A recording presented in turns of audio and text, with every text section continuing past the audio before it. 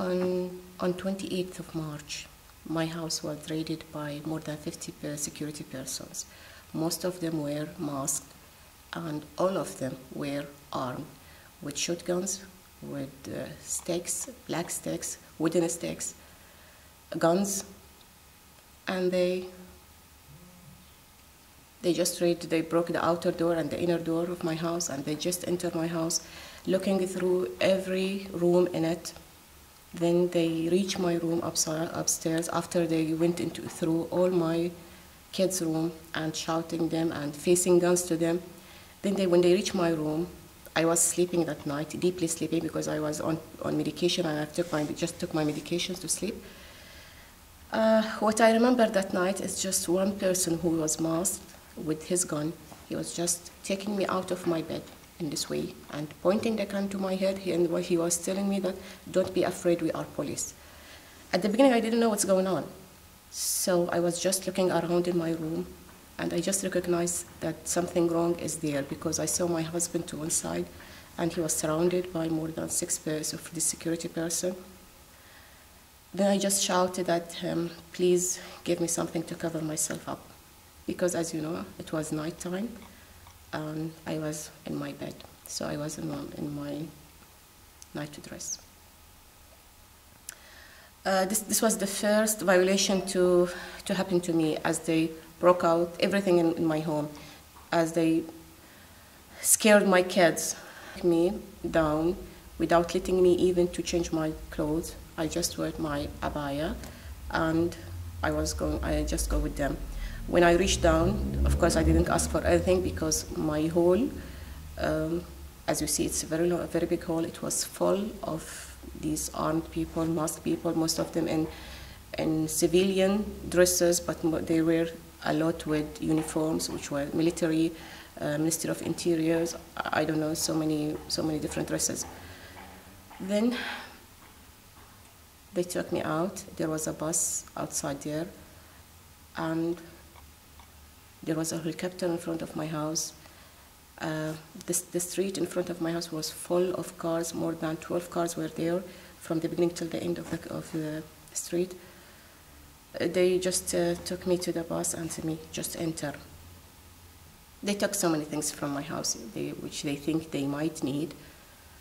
And I remember that night, the thing I have said to my husband before just entering the bus, "Please take care of my kids, because I don't know what I'm going to face, and I don't know what will happen. Maybe this was the last time for me to see my husband and my kids." By the way, they didn't let me to say even bye to my kids that day. Throughout the period that I was in the CID, that was more than 10 days, most of these days, most of them, and I mean it, most of them, I was standing facing the wall, no sleeping, even with no food, no water. I was not allowed to go to toilet. I was not allowed to pray. Even when I was asking them, and I was asking me hardly that I need to pray, I need to go to toilet, he said, "No, there is an order that you don't do this." Even though I was asking, what kind of order that will let me not to pray? Aren't you Muslims? They just laugh, and everything will come to its normal. As I told you from the beginning, I'm on medications. So from the second day, my PP was very high, so they called my family to bring my medications. But they didn't give it to me. They just kept them with them. And after they started interrogation with me, and after I have felt more than twice, yes, then and only then, they gave it to me, the medication. So I think this was kind of torture to me, because if you are sick and you are not taking your medications, a lot of things might happen to you. So what happens to me really there in CID, I was slightly beaten, but I was standing for the whole 10 days and nights. No toilet, as I said, no water, no food. Sometimes they bring food, but they bring it like what? They bring it in, I don't know, in a very dirty thing, which was full of hair and dust, and they were asking me or forcing me to eat it. Of course, I didn't eat anything of that, and I take what they do after that. After 44 days exactly from I was detained, they took me to for another interrogation, but I don't know because they never told us that we were where they are going to take us. They took me to the BDF, and there they told me this is the military prosecutor, and you have to answer all of this. Of course, during all the interrogations, I asked for a lawyer, but they were just laughing at me. Isa al-Majali was saying to me, lawyer, who do you think yourself is? It's just us, we and you, nobody else, and you'll have to answer what we want to. In BDF, a guy called Mish'al, he was Mish'al Mannai, who interrogated me. He was questioning me. I asked him for my lawyer. He told me that we have told your lawyer and he will be in. But if he didn't come, we will have to start our interrogation because that means that he didn't want to come. This kind of thing gave me the feeling that they didn't call him. So we just went into the interrogation, and that day they took me from 2:30 noontime till 3:30 early morning after the morning prayer. The whole 13 hours I was questioned in the question room, in the military prosecution. All of them, of course, were from BDF. They were wearing their suits and this kind of things. I was alone with them, all of them.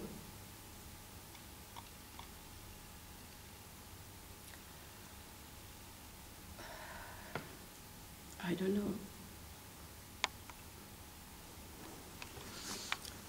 This was the worst I have gone through, because even in the CID when I was questioned, there was some periods that I was very sick, and during that, so they will stop the interrogation for a while. But in the military prosecutor, it was continuous. They were also shouting at me all the time and insulting me, my family, my religion, so many things. Mahdi Abu Deeb, when he was released, when he was arrested, he was thrown from the first floor to the ground. And after he was thrown, he was beating hardly. Even the blood were everywhere because of that. While they were beating him, and after throwing him from the roof, they blindfold him and they handcuff him from back and just continue kicking him and beating him badly. What he faced inside, no one have faced, even the politicians. He was for around exactly 64 days he was in a solitary confinement, which was never happened to anyone else, even the politicians who were with him. And they were released. They were talking about how bad Mahdi Abu Deeb was tortured inside in a different way than he was every night taken to a beating ceremony, let me say that, until he fall down, and then he will be taken back to cell. This was for more than 64 days.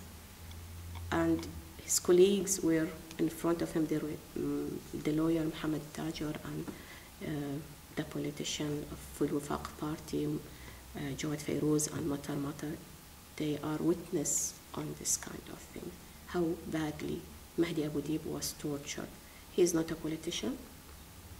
He is just the BTA leader. It's important also to say that for us in Bahrain Teachers Association, we have done nothing wrong according to the international law. We have done only our work. And all the statements which we released were just an opinion. So we are an opinion prisoners. If I talked about what happens to teachers, Ministry of Education have gone through this and still going on, punishing teachers for practicing their rights. and speaking out their opinions. They started it.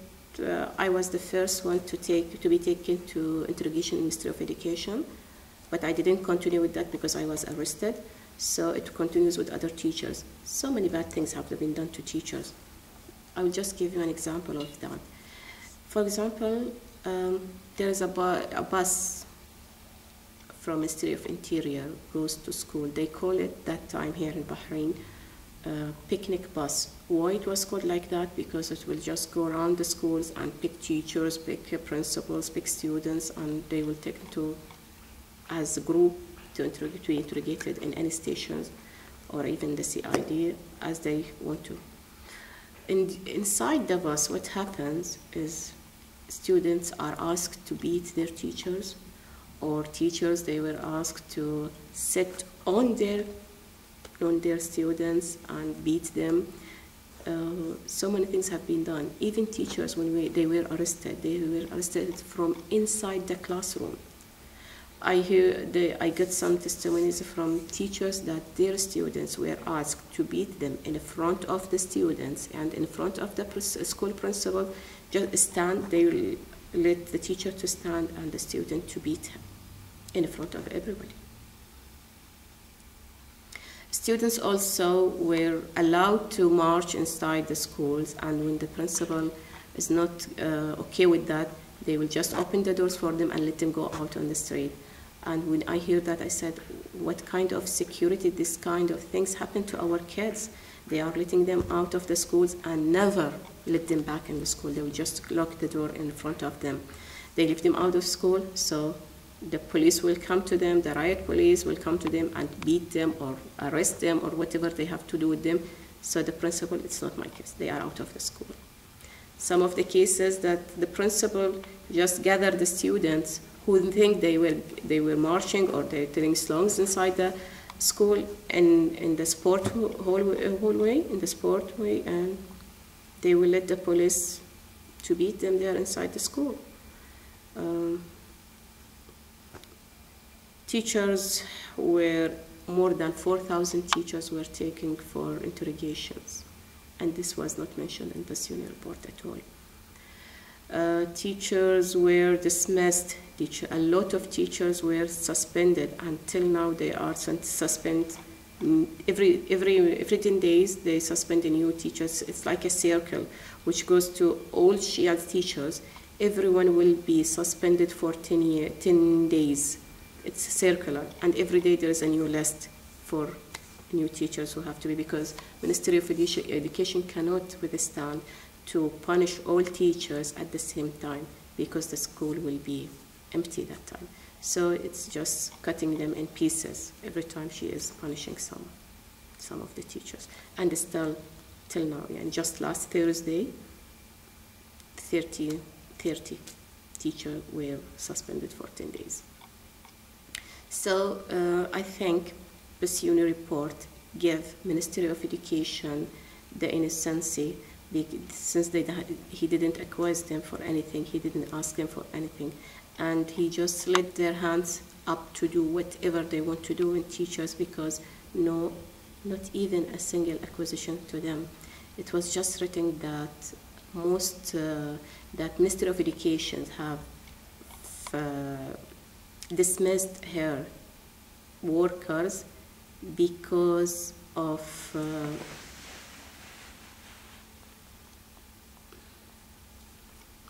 hateness. خليني أحطها الكلمة الصح.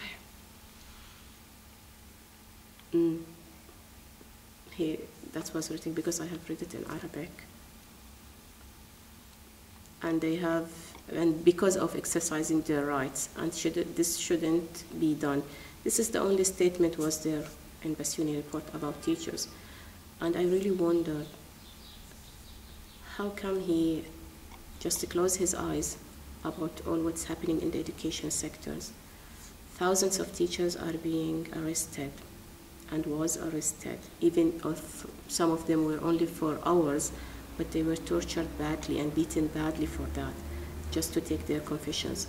And it was not written in the Basuni report, even though I'm sure, because I know a lot of teachers who went to him and register their testimonies, but it was not there in the report. All what was there in the report is something written about me, and it was very little thing. It's not the whole truth, just little of it, and some about, and also two paragraphs about Mahdi Abu Dib also. Just that, nothing else. Not what happened to students, not what happened to teachers, not what happened to specialists. A lot of specialists in Ministry of Education have been lowered, and they were sent back to schools as teachers, whereas before they were training teachers. Now they are just teachers because they are Shia. This is the fact.